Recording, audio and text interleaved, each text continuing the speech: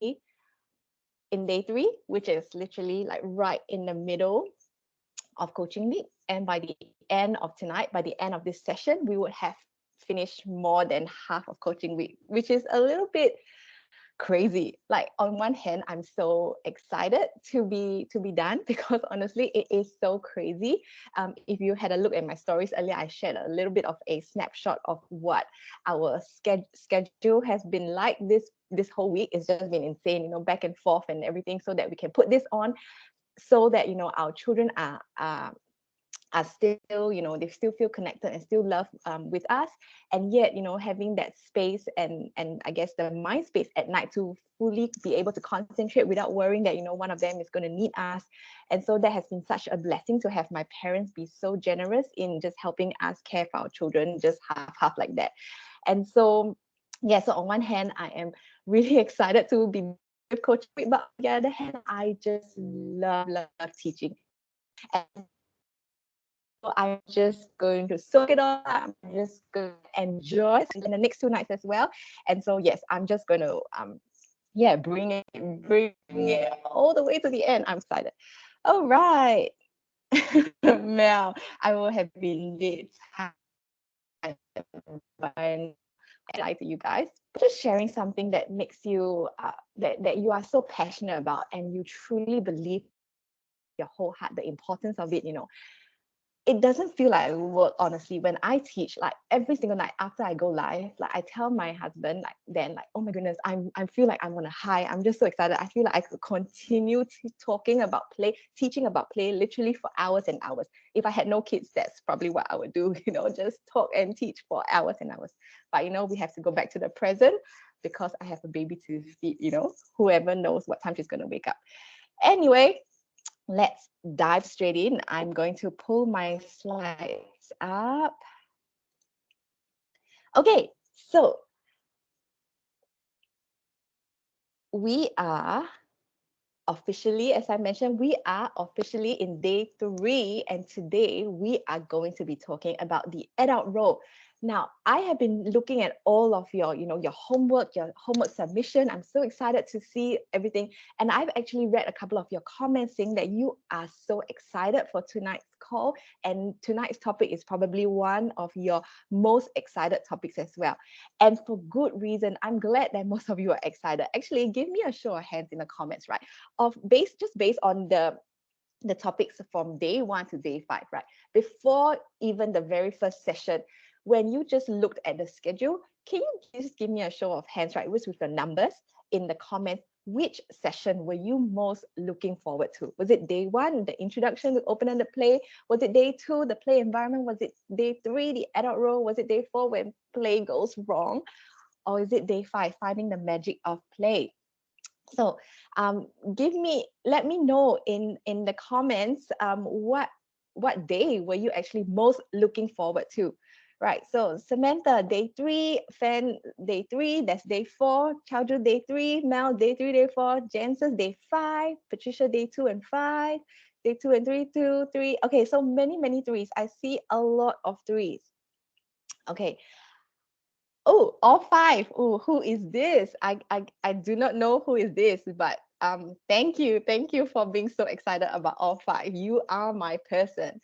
Okay, so yes, so I actually saw quite a few comments saying that you are most excited about tonight's call, and a couple of you actually spoke to me via DMs as well in my Instagram account, telling me that you are really excited about tonight's session as well.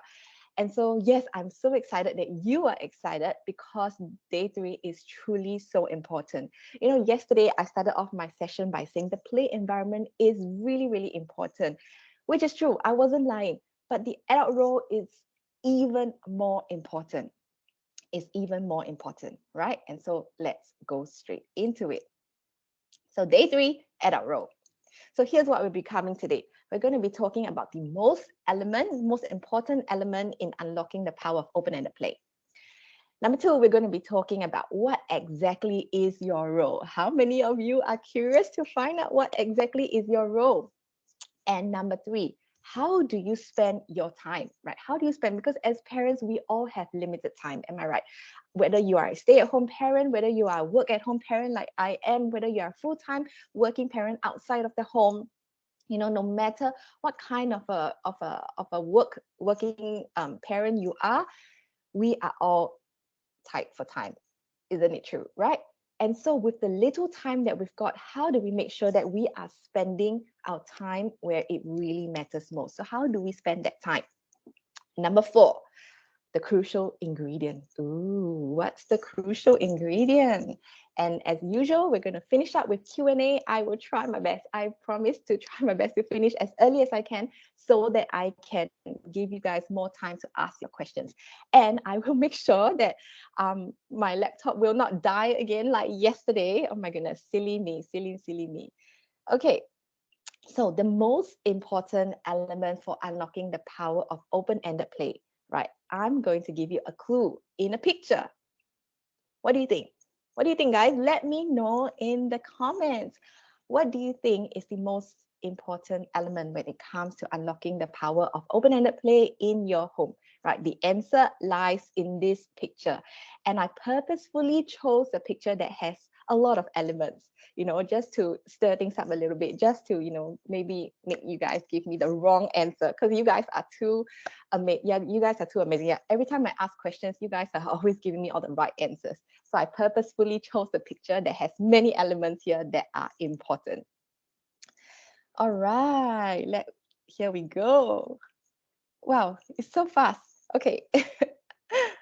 Being present, Patricia being present, Cornelia interaction, being present, participating, presence, the adult role accompanying, us, participate, our presence model playing, having fun, myself, Dorcas playing together, parents interaction and presence accompanying, joining, shared experience, interactive. Okay, guys, I'm just going to stop there because you have covered pretty much everything from this session. So you know what? I think we can be done with tonight's session because you guys got it. All right, I'm just kidding. But yes, you are right. It is all of the above that you have mentioned in the chat box, which means that the most important element when it comes to unlocking the power of open-ended play is, drum roll, it's you, it's me, it's us. We are literally the most important element, right? And not just us as the important element, it's specifically us as the intentional parent. So, why do we need to be intentional? What do we need to be intentional about? We need to be intentionally prioritizing and valuing open ended play in your home, right? I talked about that already in the very first session. Why do we need to prioritize? Why do we need to value open ended play? We need to intentionally grow in our understanding of play as well, equipping ourselves with knowledge. And you guys are amazing because you guys are already here doing that.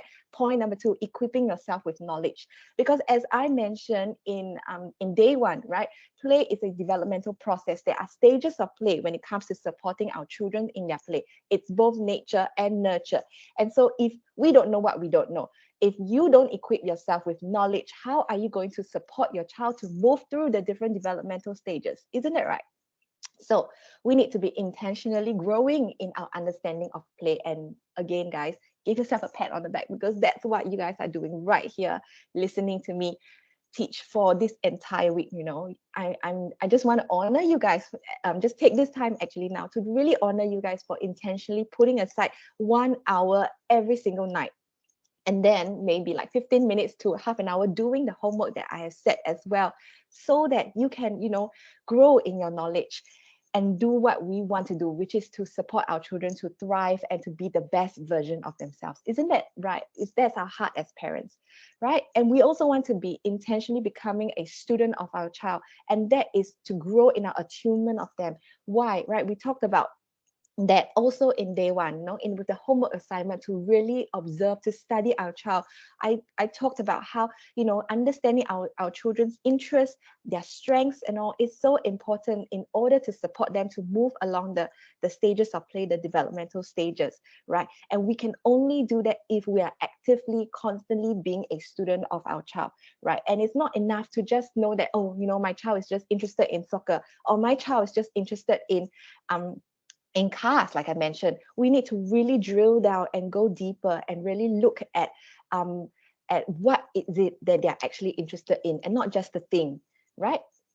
And then yesterday, we talked about intentionally making space for play, intentionally curating the tools for play as well. Because as parents, we are the gatekeeper of our home. We are the ones who allows things in our home and disallow things in our home. So we need to be intentional about what we allow in our space and what we disallow, because we all have limited space, isn't it right? And then we also need to intentionally make the effort to look beyond the mess. We have not really talked about mess yet. We will talk about that tomorrow. But that is part of our role as being an intentional parent, to look beyond the mess, because play gets pretty messy, guys. I'm not sure if you know that already. I'm pretty sure you know, because play is nothing like what Instagram loves to portray. It's not like what Pinterest would portray as well. Play is messy. And so we need to intentionally look beyond the mess and to see the value of it, right? To close one eye, two eyes, and to look at the value of play instead of the mess. And finally, we need to intentionally make time to play. And that's what we're going to be focusing on tonight, right? About the time to play. Okay, so the bottom line here that I want you guys to remember is you have a pretty big role to play when it comes to play, for a lack of a better word. No pun intended. You are a pretty big deal, guys, right? I'm so excited to tell you, you are a pretty big deal. Okay, make sure you say that. In fact, guys, I want you to write in the comments. Tell yourself that I am a pretty big deal. Like, how awesome does it feel to say that out loud? It's not boastful, it's not pride or anything, but you are a pretty big deal in the lives of your children. Okay, so I want you guys to remember that you are a pretty big deal. Yes, Shalini, go for it. I am the deal. You are. Rebecca, yes, I am a pretty big deal. Yes, you are. Nazura, yes, you are. Oh my goodness, guys, thanks for yes, just doing this and interacting with me. Okay, so let's now calm down a little bit and let's talk about your role as the playmate, right? Your role as the playmate is to connect and to nurture, right? Why? Because when we play with our children, right, it is a form of connection with our children. We talked about that a couple of nights ago. I can't remember, was it the first or second night now? It's all kind of blend together. But our children speak love via time, right? They need us to spend that time with them, to connect with them. And the better we are at connecting with our children, the better their play will be, right? It's a cause and effect, I can assure you, right? The more their cups are filled, right, the more they'll feel safe, and they'll feel secure in that love to be able to go out and explore. That goes the same from babies, toddlers, right up to preschoolers and beyond.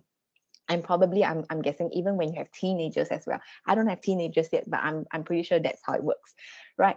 And also playing with our child, it's also to nurture them as a human being, but also to nurture their play skills, right? Remember, we talked about how play is a learned skill in day one. I talked about how play is a developmental process, but it's also a learned skill. And so when we play with our children, we are helping to nurture their person, their whole being, as well as their play skills. And so it is so important for us to spend that time with them. Right. And so the way to do that, oh, I've already revealed the answer, is to spend that time with them playing. Right. But a lot of parents like ask me, but Jules, how on earth do I play with my children? I don't know how to play. I'm not creative. And what do I do when I'm playing? I don't know. Right. And so I'm going to break it down to you using the acronym TIME, right? What better way to tell you how to spend your time than to use the acronym TIME? I mean, I'm a teacher. I love to use acronyms. And so I use acronyms so much in all of my teaching. So TIME, and we are going to dive into each of these 4 elements. Okay, so T firstly stands for teach, right? Now, some of you might be a little bit surprised, like, Jules, why would you suggest to teach, right? You talked about how play is so important, unstructured play is so important. Why would you use playtime to teach? Now, guys, I'm not talking about teaching your child the names of animals, the names of colors, the ABCs, the 1, 2, 3s. No, I am talking about the importance of teaching them soft skills during play, right? Things like resilience, persistence, negotiation, problem solving.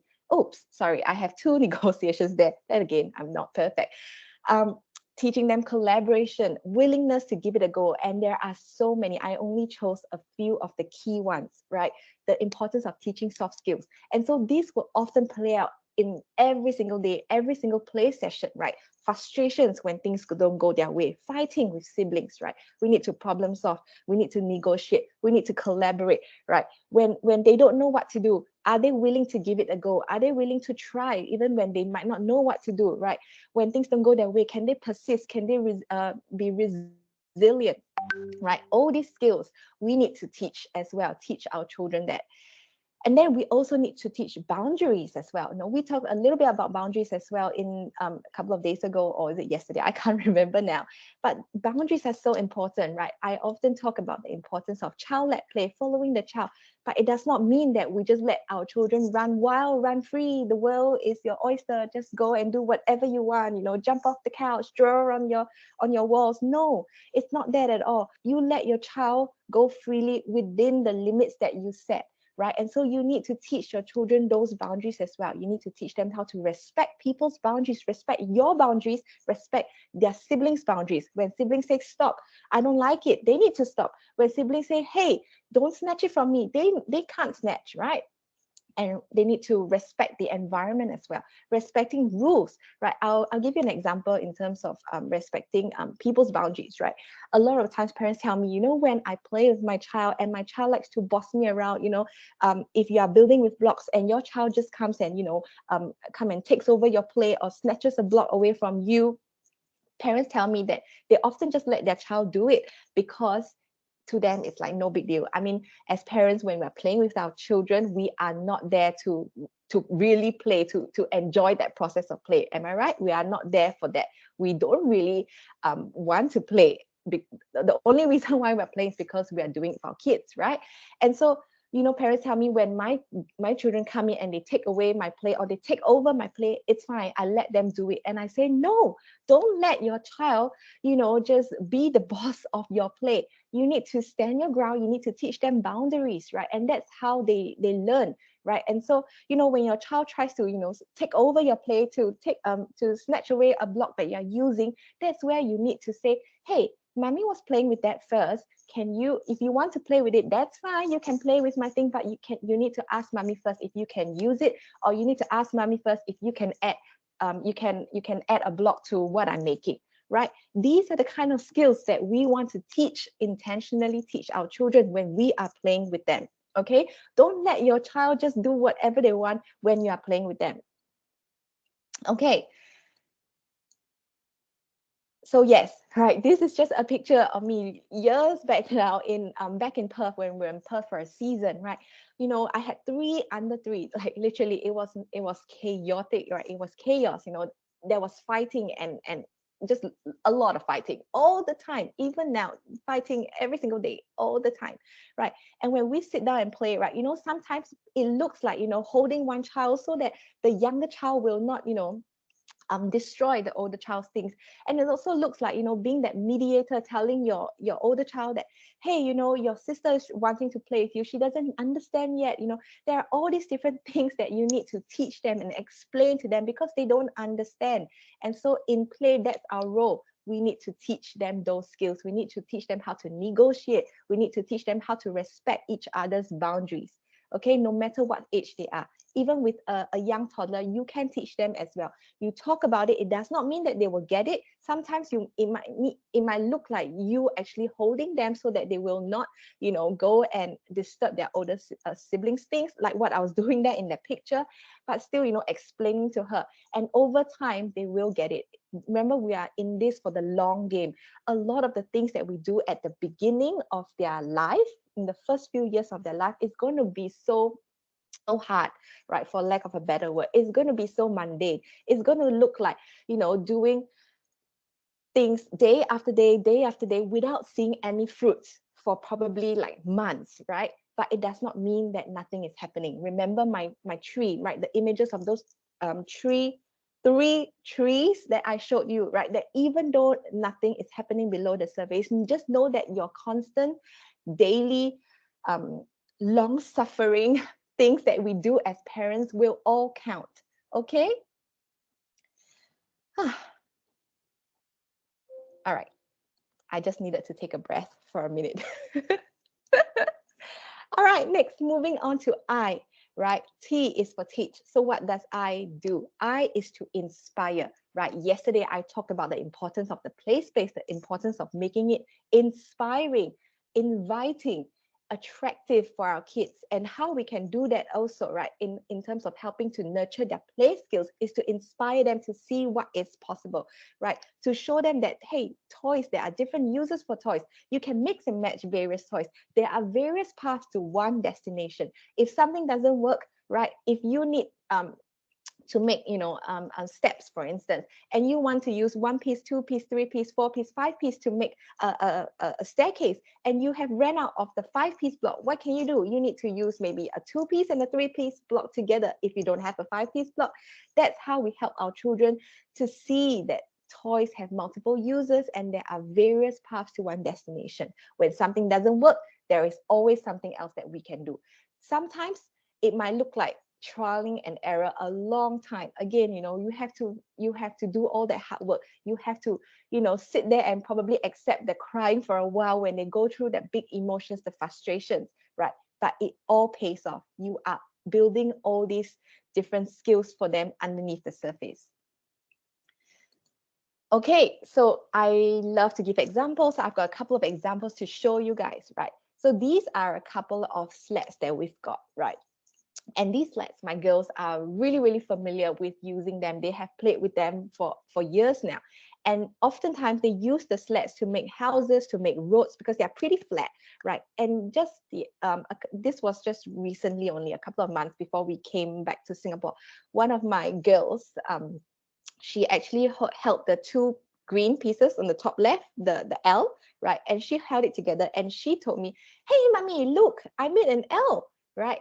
And so, I could have just said, wow, you've made an L, amazing. And then we just left it as that, right? And moved on.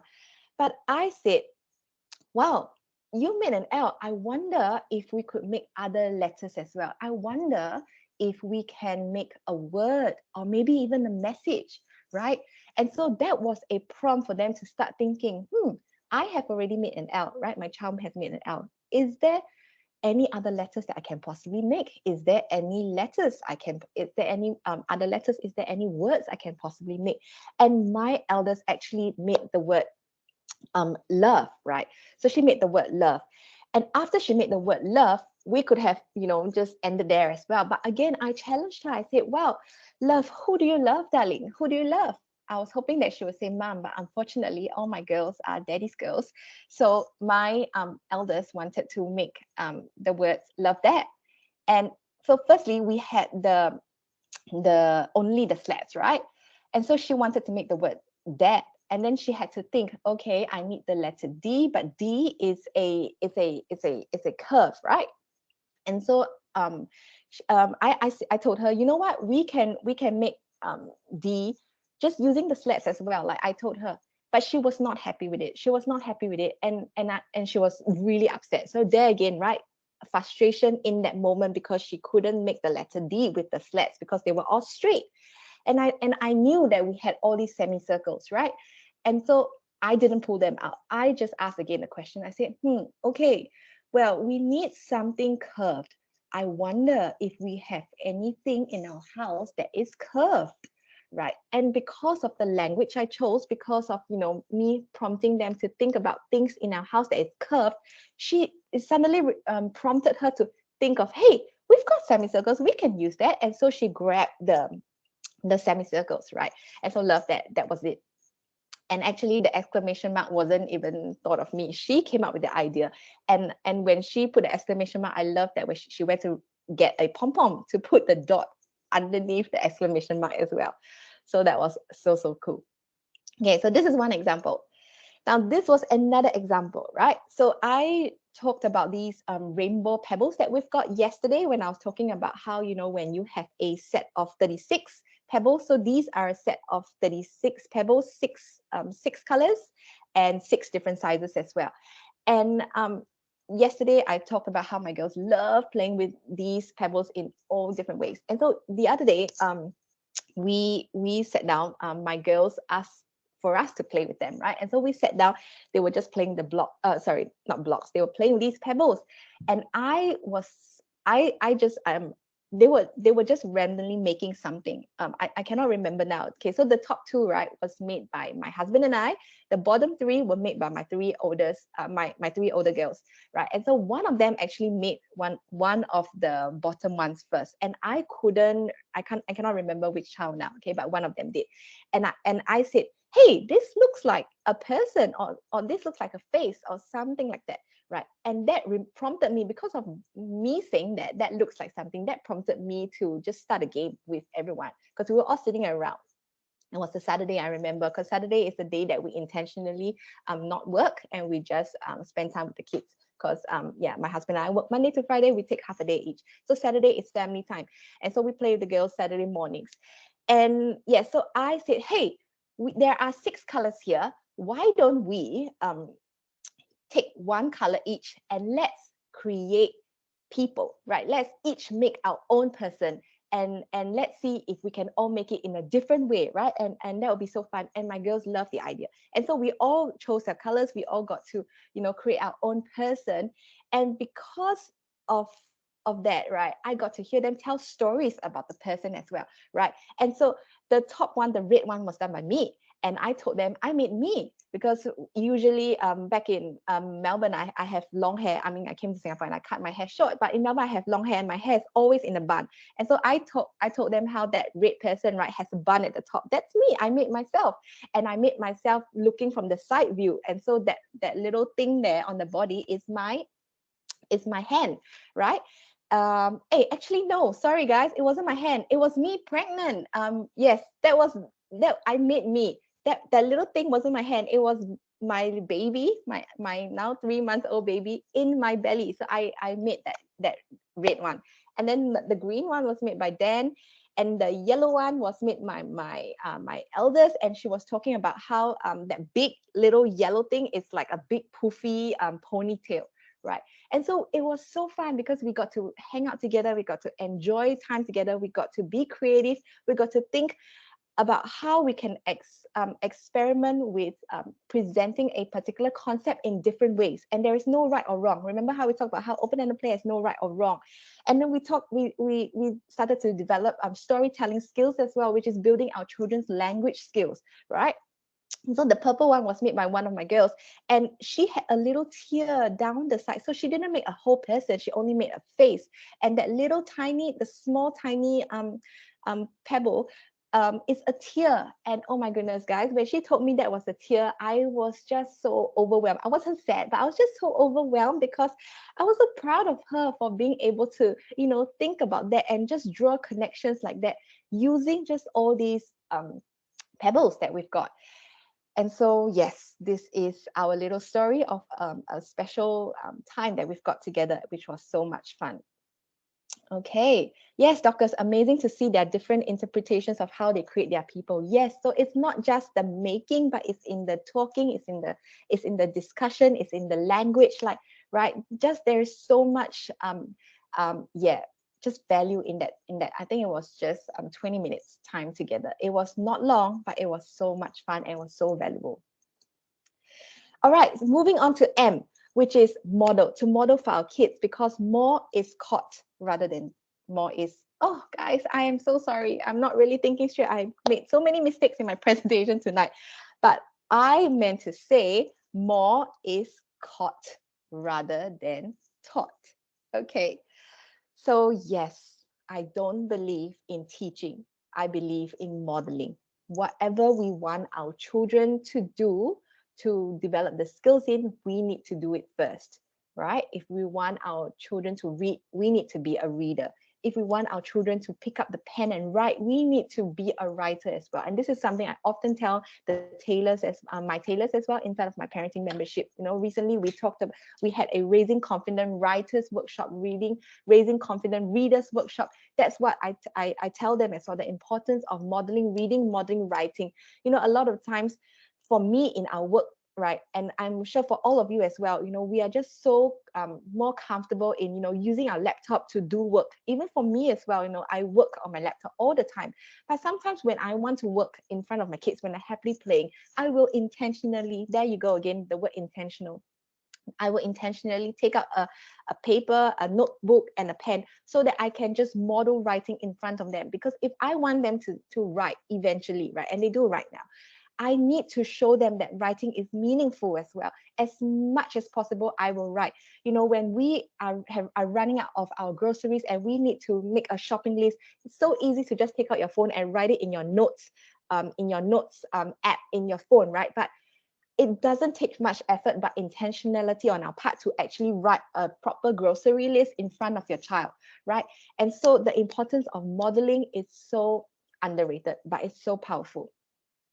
Okay, so model playing, model doing everything as well, modeling, how to do things as well. That's a picture of my husband, taking out our what do you call that, measuring tape, because my girls was asking a question about how tall they are or how long or something like that. I cannot remember now. And so, what? We just take out the measuring tape and we model to them. How do we use this measuring tape? Why do we need to use a measuring tape? Because we need to measure things. And what are the different things we can measure, right? We measure with a ruler, we measure with a measuring tape, we measure with, everything. And finally, E is to encourage, right?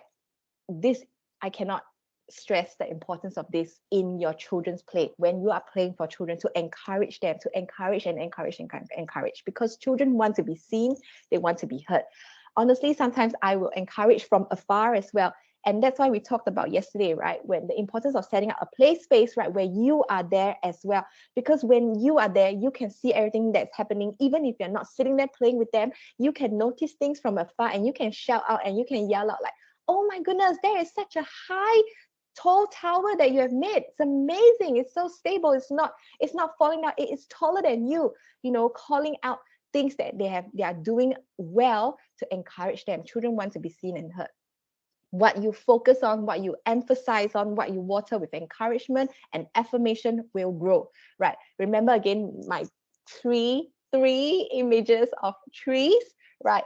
All the things, right, that are growing underneath the surface, right? If you imagine those are seeds, right? Seeds need water to grow, right? And just imagine every time you affirm them, every time you encourage them, you are adding water to their little seed to grow and to bloom, right? Validation builds confidence. And so what do you encourage? Don't just say, good job, well done. That has no meaning, right? Focus on the thing that you want to see. Focus on the thing that you want to see grow, right? If you want your children's relationships to be amazing to with each other, their siblings, right? And if you notice that your one child has been so kind to another child, right? One child has passed a block to another child, call it out. Say, my goodness, you have shared with your sister so beautifully. Thanks for sharing with your sister. I think that really made her so happy. It really makes mommy so happy to see you be so kind to your sister, right? When you see your child draw something amazing, right? Takes time to add details to her drawing instead of scribbling. Maybe the first time that she drew an actual person instead of scribbling. Say, wow, you spent so much time drawing that face. I love how much you took the time to focus and add all the details on your face. I can see the eyes here, I can see the nose here. Give details in your encouragement, in your validation. Go beyond well done, good job. Okay, because all that doesn't do anything. It doesn't build your child up. It does not allow them to feel seen and heard. Imagine, right, if your child has actually taken the time, right, to draw details on their drawing, they will feel so validated when you acknowledge that. Or when they take the time to be kind, right, to offer a block to their sister, to exchange things with their sister, right? If they want something and you actually comment on that, even without them telling you that, hey, mommy, I've shared with my sister, I gave my sister something. The most precious thing for them is when we acknowledge things even without them telling us to see something, right? And the more you do that, the more they are not even going to come to you and say, mommy, mommy, mommy, look, look, look, because they know you are looking, they know you are watching, right? So guys, remember this, um, the importance of being an encouragement to your children, right? Because it will be so, so powerful. I believe that there is power and life in our tongue, in the things that we say. Okay, so you declare positive things, that's what you're going to see. You declare that your child is kind, your child is going to be kind. You declare that your child is creative, they are going to show you and prove to you how creative they are going to be.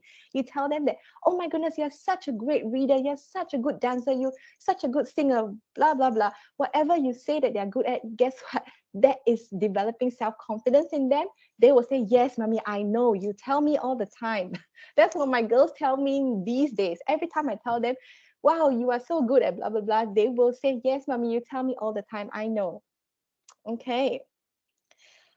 All right, cool.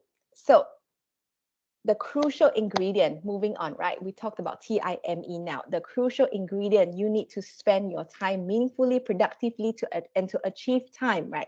To achieve the teaching, to achieve your goal of inspiring them, to achieve your goal of modeling, to achieve that goal of being an encouragement. The crucial ingredient you need to spend your time wisely is to remember that it's not about the quantity, right? It's not about the quantity, it's about the quality of time in which you are fully present and fully engaged, right? Some of you talked about that at the start, right? When I asked you what do you think the secret ingredient was, and a lot of you mentioned present. Yes, right. The more we can be 100% present, right, then you do not have to worry that you don't have hours to spend with your child in a day.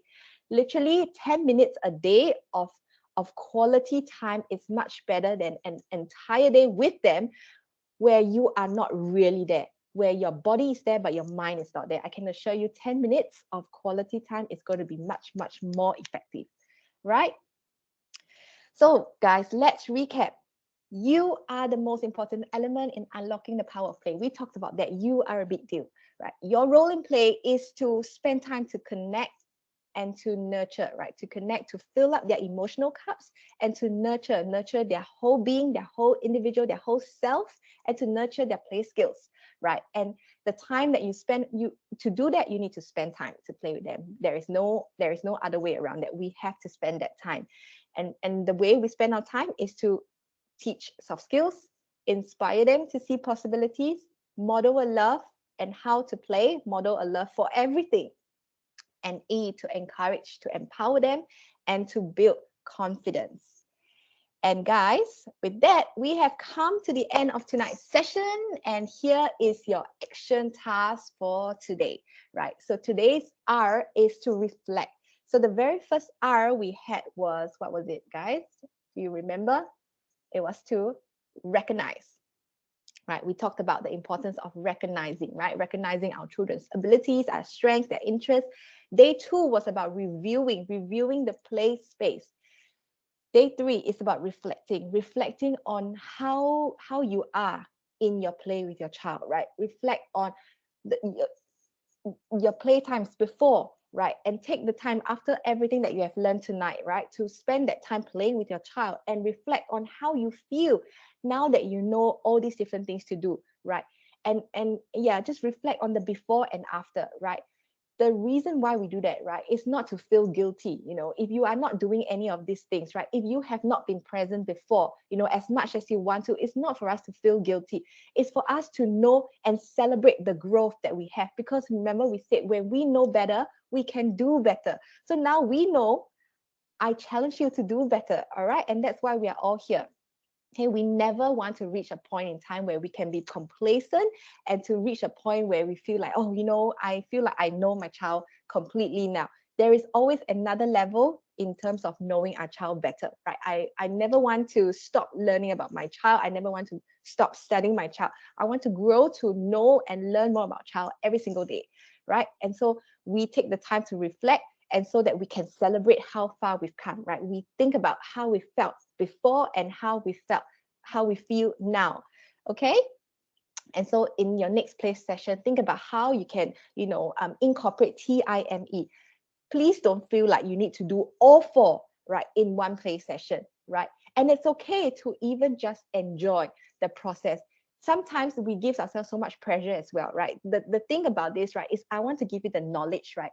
And the thing is, it's not for you to feel stressed and like, oh, during this playtime, I need to tick off all the boxes. TIME, I need to teach, I need to inspire, I need to model, I need to.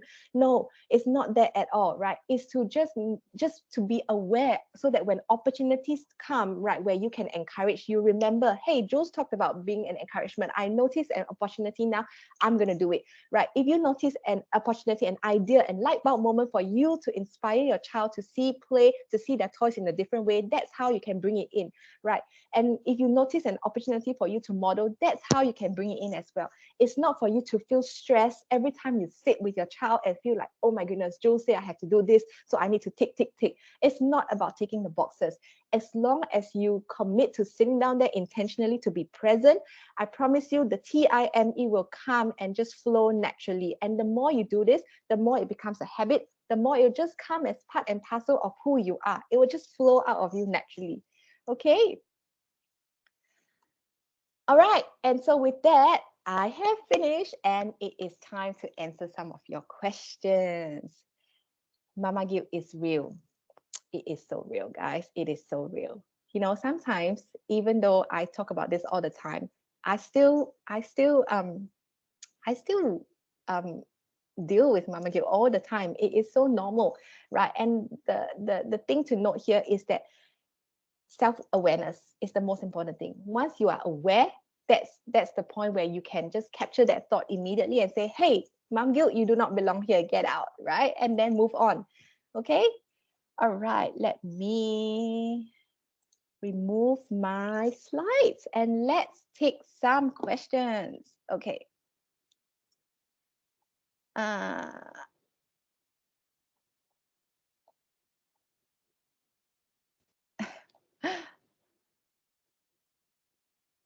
Guys, every single night after I finish the call, I go down, I lie in my bed because I'm still on a high. I just go through all the comments because I feel like I've missed out. I have a little bit of a FOMO.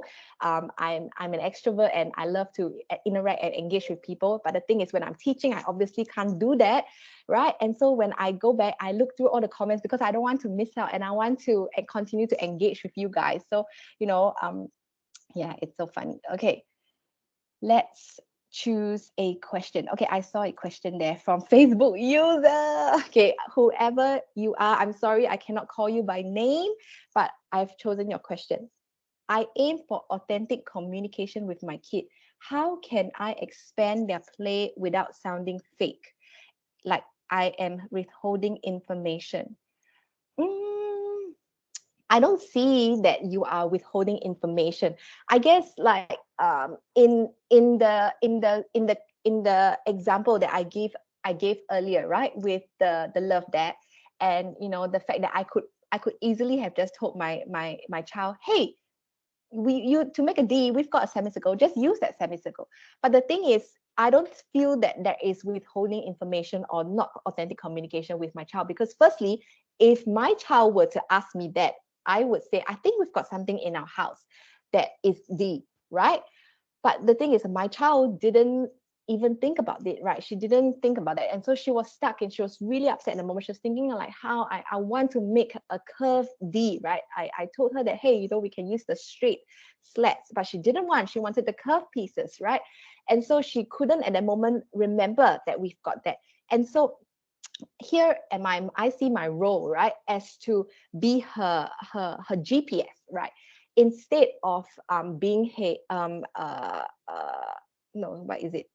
Being her. Oh my goodness. I have taught this lesson so many times with my tailors and suddenly I just got mind blank. Yeah, so with the roles, right, inside of tail, inside of my my program inside tail, I've got all these different roles and I dive deeper into it with all the different roles. And one of the roles I talked about is to actually be a, oh my goodness, guys, I don't mean to be a pain and leave you guys hanging, but I just have a mind blank. But it's to be a something instead of being a GPS, right? Because a GPS tells you exactly where to go, right? Turn left here, turn right here. But no, we don't want to tell our children, hey, you can do this, you can do that. But we want to empower them to see that they have the ability, they have the ideas in them, right? We kind of just need to give them a little nudge and the ideas will flow to them, right? Just like when all I needed to do was, hey, I think we've got something that is curved, right? Can we think of anything that is curved? And that empowers them to feel like, hey, I've got it, right? I don't need mommy all the time to tell me exactly what to do, right? I have got it. Okay. Let's see. Is there a question about walking away? Because I'm just looking at this. Okay, I don't see any questions. I see lots of comments. Okay, Charmaine, let's go with your questions because I saw a question mark there. When we play with our children, is it good for us to choose for them the toy to play with if they have no idea what they want to play or do? Also, how should I react when my 4-year-old gives me instructions to build something for him, to draw something, because he says he doesn't know how to do it? Okay, that's a great question. So with the first question, right? If your child have no idea what they want to play or do, right? Normally what I would do is I will give them a couple of suggestions. I won't tell them what to do. I won't say, hey, go and play the blocks. I will say, let's see what we've got in our house here. We've got blocks, we've got, I would just kind of call out what I see, which is probably what they see as well. I'll say, no, we've got blocks here, we've got our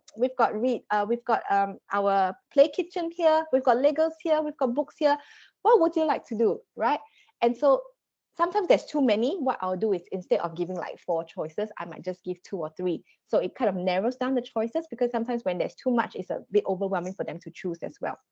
Secondly, what you can do is to just do what I said earlier with time to model.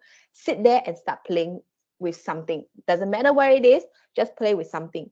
And when you play with something, you do not even have to call your child to come and play with you. Just sit there and start playing, and I can guarantee you your child will eventually come and sit next to you, and then they will try and attempt to take over your play.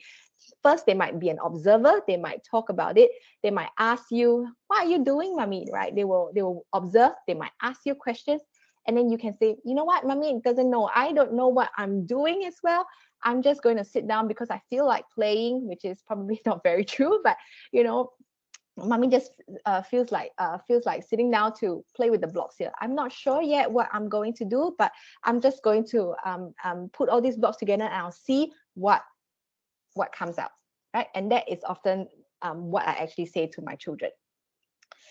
And then how should you react when your 4-year-old give you instructions to build something for him or to draw something because he says he doesn't know how to do it? So there again, right, it's to be I'm so frustrated because there is something that I often teach and I just cannot remember what the word for it is. Okay, but never mind, I'll just give examples. And so if my child comes up to me and says, mommy, can you draw me a car? Right, I will say, okay, well, let's think about how we can draw this car together, right? Firstly, which part of the car do you want to draw first, right? And so my child will say, maybe the wheels, and then you can follow up with questions, right? Okay, let's draw the wheels first then. What shape should mommy draw the wheels with? Do you want square wheels? Do you want triangle wheels? Do you want round wheels, right? And so again, that is to show them that, there is no right or wrong. We can be silly, we can do things like rectangle wheels, triangle wheels. It does not make sense, right? There's so much fun, where we try and be silly with our children like that. Another thing I love to do is to direct them to where they can find inspiration from. And so sometimes when my children ask me to draw things that honestly sometimes I don't know how to draw as well, I would say, my children will say, mommy, how do I draw planets? And I will say, I don't know, but I know how we can find out. We've got a planet book in my study. Shall we go and grab it? And then my children will often say, yes, let's go and find it. And so we'll grab the planets book. We will flip through the page together. We will choose. I will ask her, okay, look at all these planets here. Which planet shall we draw? Which planet would you like to draw first, right?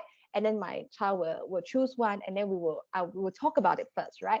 So that we break it down for them, so that it's not so overwhelming to just draw something, right? We split out, we break it down for them by shapes, by colors, getting inspiration as well, So with planets, what color do you want to start with, right? What color can you see in the planet Earth, right?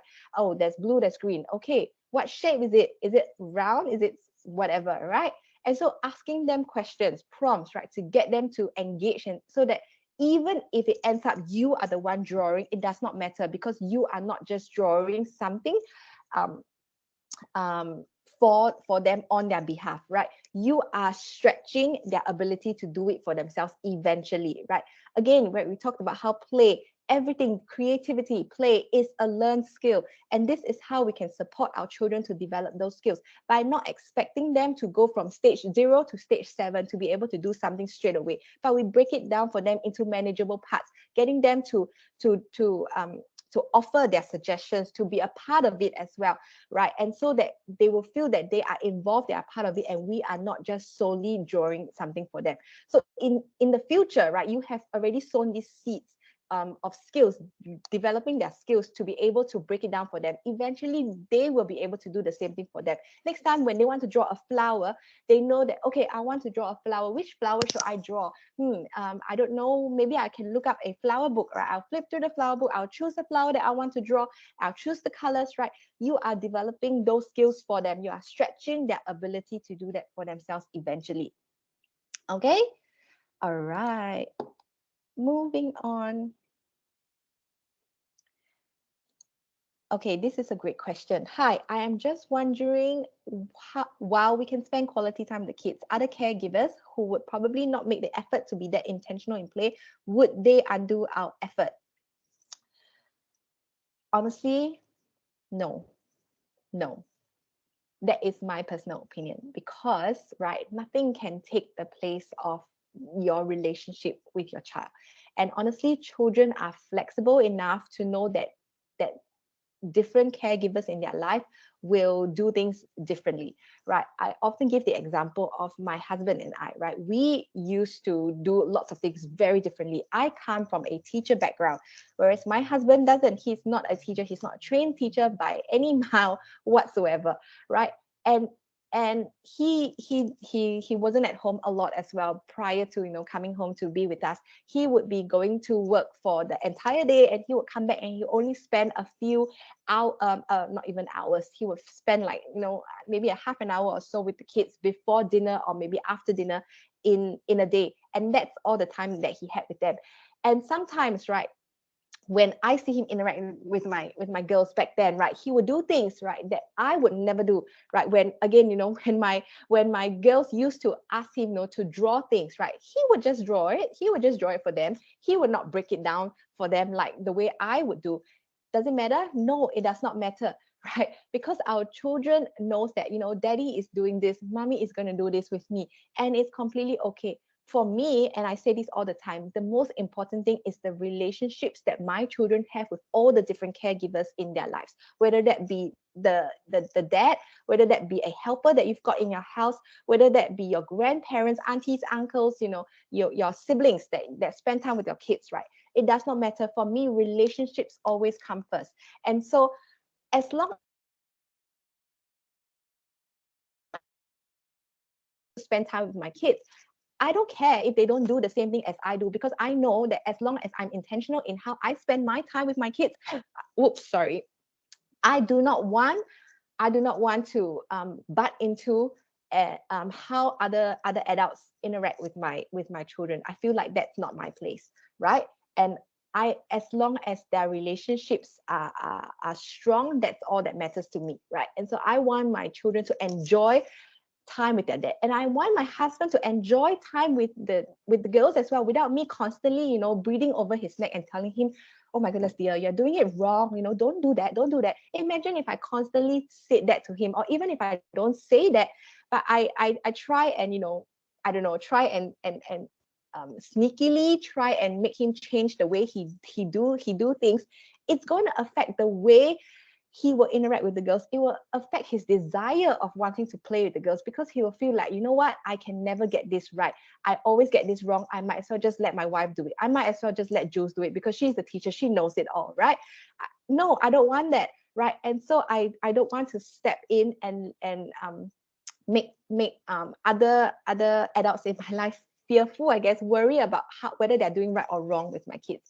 Now, having said that, remember I talked about the importance of modeling. Guess what? Modeling do not only work for kids. Modeling also work for parents, also work for other adults in your life.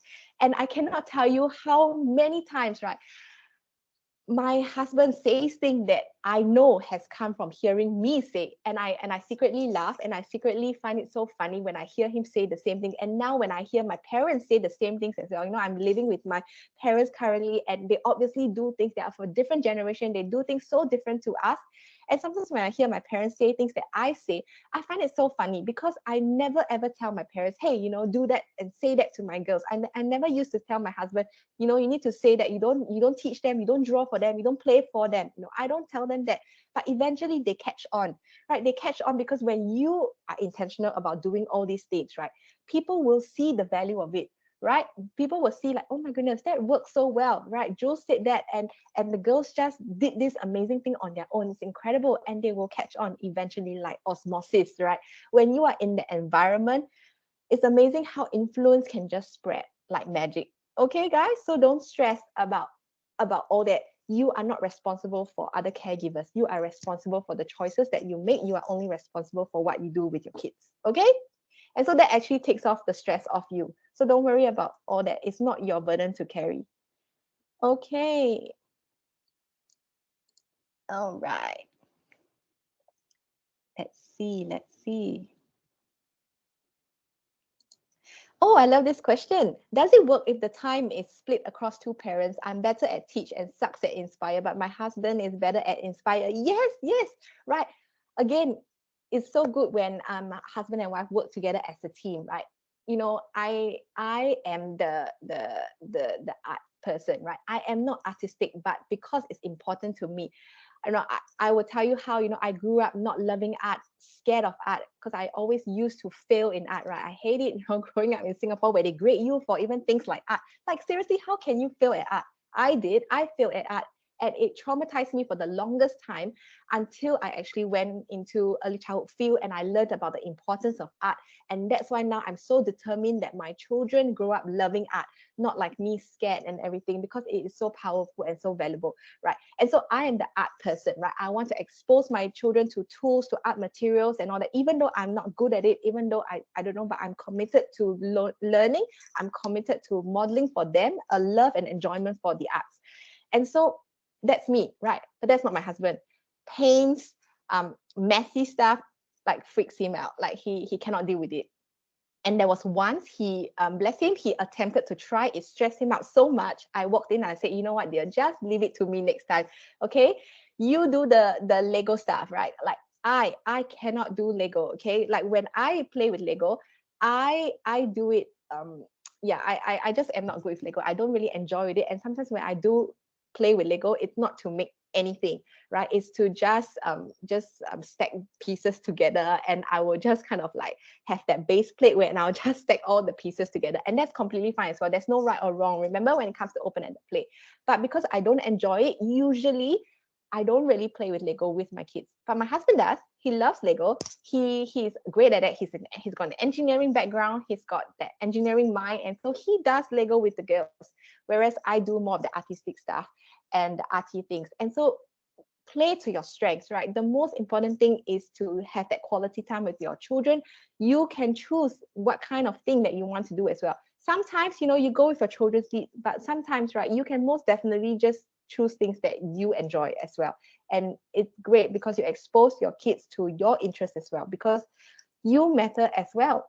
You matter as well. And when you enjoy something, that passion will flow on to your children as well, right? Because of the power of modeling. Okay, is it Olivia, is it normal for my 9-month-old to want me to stay in the playpen with her constantly? If I'm in there, She plays pretty well. But the moment I creep away to do chores, she notices and will just go to the side of the pen and whine and cry for me. Yes, yes, it is completely normal, especially at the age where there's separation anxiety as well, right? Separation anxiety is different for every child. Some children have more of a separation anxiety than others, and that's why for me personally, we talked about this yesterday when it comes to creating that play space, and that's why I never wanted to have a playpen, because as a busy stay-at-home mom back then, right, I had to do chores, I had to prepare dinner, I had to just be in and out a lot, and I just wanted my children to have that freedom to be able to follow me if they wanted to, right? And so sometimes I'll be in the kitchen, they'll be pulling Tupperware out of the cupboards and everything, and so I was completely fine with that. Now, firstly, right, if you want to have a playpen, that's completely fine as well. It's okay, right? That is your choice, and I want you to be comfortable in your own choice. Now, the thing I would say here is don't creep away. Don't creep away, because if you creep away, right, you're setting your child up to suddenly, be playing happily, and suddenly they will turn one moment and like, oh my goodness, mommy is gone. And for them, right, it is a very scary thing, because when you suddenly disappear, they don't know that you're coming back, right? So never, never, ever creep away. Okay. If you need to go, just tell them, right? And remember, it's okay for them to cry. Tell them that, mommy is going away to do something. I'll be right back, right? I'll be right back in 1 minute, and then come right back. Again, we need to stretch their ability as well, because when you do this, right, you cannot straight away go back and leave them for like 10 minutes. It's not going to work, right? Sometimes you just go, and before you go, you tell them, mommy is going to go to the toilet. Mommy is going to just put all the dishes in the dishwasher. Mommy's just going to go and put all the clothes in the washing machine, and I will be right back in 1 minute, right? Make sure you go and make sure you come back in 1 minute, right? They might be crying for 1 minute, but it's okay for them to cry in 1 minute. And then for them to hear you say that you are leaving and then see you come back. That is so important. And the more you do it, the more they will begin to become a habit. They'll be familiar with this pattern. And that's how you can stretch their ability to grow longer and longer as well, right? And so if you are not comfortable for them to whine and cry, then maybe having that playpen is not a solution for you there. So you need to weigh up your priorities, if having that playpen is more important to you, or the fact that your child don't cry and whine is more important to you. Okay. All right, let's see. All right, Luna, I think the biggest challenge for me is to teach her to have patience or resilience. She gets frustrated easily when she fails to do something with the toys, then ends up crying. Sometimes really lost, don't know how should I handle this situation. Firstly, it is completely normal. And I think we don't understand that enough. For us, it is very triggering. It is very, I guess, heart-wrenching as a parent to hear your child cry, scream, and our instinct as parents is to protect them from crying, is to protect them from hurts, to protect them from frustration, and not just to protect them, but also our instincts comes out because it is annoying, it is frustrating to hear them crying, and you just want to shut down that crying immediately. And so it's so easy for us to say, stop crying, right? No, right? Once you recognize that crying is a way of dealing with their emotions, it's a way of managing their emotions, right? And knowing that it's acceptable, we can slowly learn to accept their emotions and learn to tell them, hey, it's okay to be frustrated, it's okay to cry, right? Let's try and work this problem out together, let's solve this problem together. Remember, again, we don't want, when they're crying, we want to validate their emotions, and then later we want to help them to problem solve. And so we need to stretch their problem solving skills as well. We teach them how to solve problems, to think of solutions. But the first step to that, right, is to know that it is a series of steps, right? It's not going to be from 0 to 7, right? Maybe step 1 might be suggesting, I think this does not work because it is not stable, right? It's not stable. You are using too small a base. You need to use a larger base, right? Let's try, right? Telling them exactly what is not working, and then doing that for them. And then the next step could be, this is not working. I wonder what we can use, right?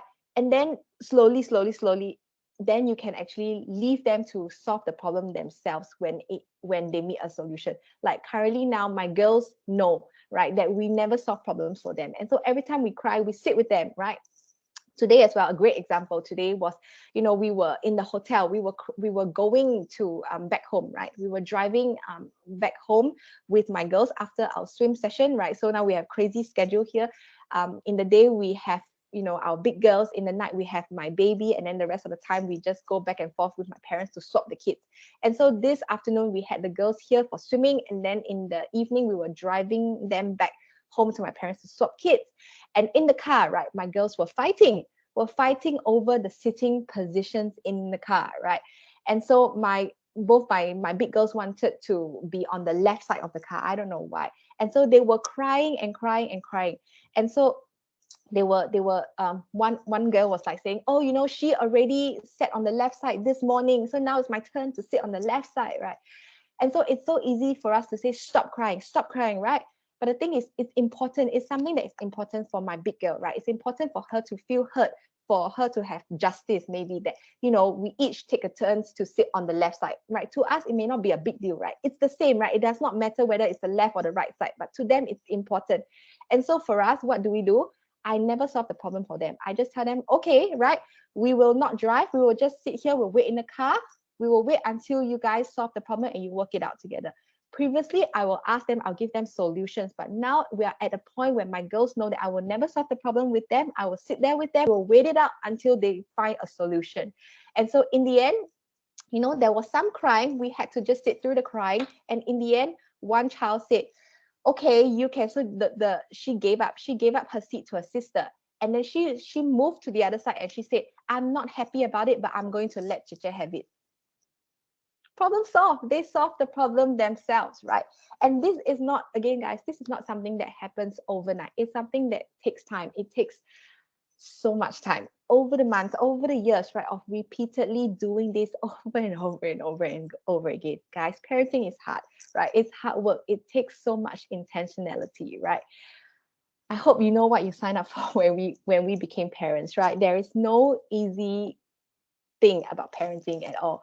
But that's what being a parent is all about, isn't it? And so yes, I can promise you though that even though it is hard at the beginning, it will pay off, right? Everything that you do might not you might not reap the harvest immediately, but you will eventually reap a harvest, right? If you sow seeds, you will reap a harvest in good time. Okay.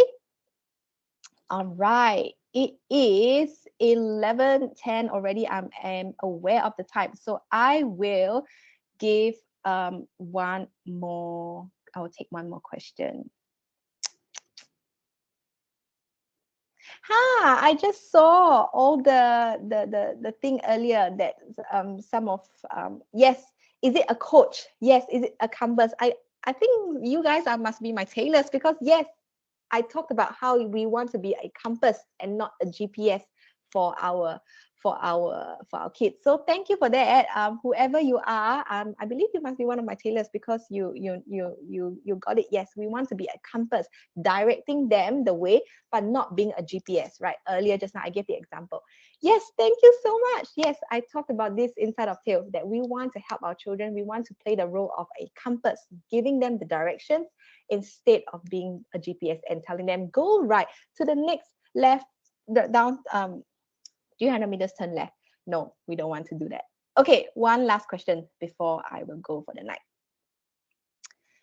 Okay, let's see which will be the lucky question.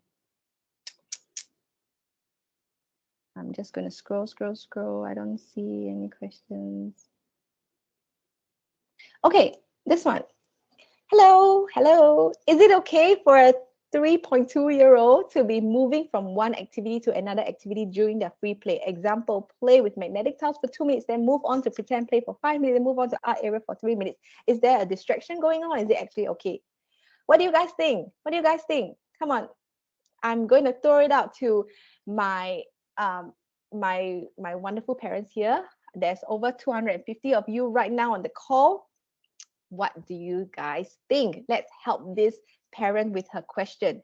Do you guys think it's okay for a 3-year-old to be moving from one activity to another during the free play? It's normal. It's normal. It's normal. It's okay because it's free play. It is okay. Yes, okay. It's okay because of short attention span. Yes, Paige. Remember, yesterday we talked about 2 to 5 minutes per age of child. Okay. It's completely okay. Nazla. Angeline, it's okay. Rachel, it's okay. Yes, Rachel even can put the exact time. You have been listening. Well done, you guys. So proud of you. Swiss Tiara, yes, completely okay. Joyce, yes, it's okay. Yes, yes, yes, yes, yes. Okay, any play is learning. Oh my goodness, you guys are honestly A-star students. I just want to give all of you a gold star. My boy does the same, Nan. Yes, and that's why I love being a part of a community, because sometimes we often feel in our own home, in our own isolation, we feel like our children are the only children in the world who do certain things. We feel like our children are the only ones who can't play longer for 2 minutes. We feel like our children are the only ones who cannot play nicely with their siblings, always fighting, always snatching, always hurting each other. We feel like our children are always wanting us to play with them, always calling us to build with them, always asking us to help them to play, build for them, right? No, right? I hope that tonight, with all these affirmations and validations from other parents here, you know that we are all doing this journey together. We are all in separate homes doing the same thing, but it is all the same. Our children are all the same. They grow and develop at different rates, different pace, but every child needs their mom or dad, right? At some point they will call up for us. It's normal. They are our children. We are their parents. They need us, right? It's normal for siblings, if you've got siblings, to fight. It is normal for kids to not want to be alone. I'm an adult. I never want to be alone from my husband. If we're in the same house, I want to be in the same room as him, right? If you as an adult, right, you don't want to be alone, what more a child, right? And so, guys, please know that you are never alone. No matter what you think, that your child is the only one doing that, whatever it is that you imagine your child is doing, I can assure you there is 10,000 other parents in the world who is exactly the same. Okay? And so, with that, we have come to the end of day 3. We are more than halfway through of coaching week. I am so excited, and thank you guys for being here tonight. And so, for my tailors, again, I'll meet you tomorrow, same time, 10 o'clock in the morning. We're going to unpack tonight's session a little bit more as well, just like we have done the past few mornings. And so, for those of you who are not a tailor yet and you want to join Tail is currently open only to coaching week participants, because I have created this special bonus for all of you, because you have chosen to invest your time in learning. And so I really honor that, and I want to give you an extra bonus of extra coaching time with me this week. That's why I'm doing like 10 lives this week. Okay, I'm going all out to serve you guys, doing my best. And so for those of you, right, who have already joined Tail this week, you get to come on to extra coaching morning sessions with me every single morning of this week, 10 a.m. So please make sure you check your emails for the Zoom link. Come and join me. Come and join the rest of the tailors. Come, let's hang out together for morning tea. And I'll see all of you tomorrow night for part 4, which is when play goes wrong. Lots of things can go wrong, and I cannot wait to unpack that for you guys tomorrow. So that's it for tonight, and I will see you all tomorrow. Good night.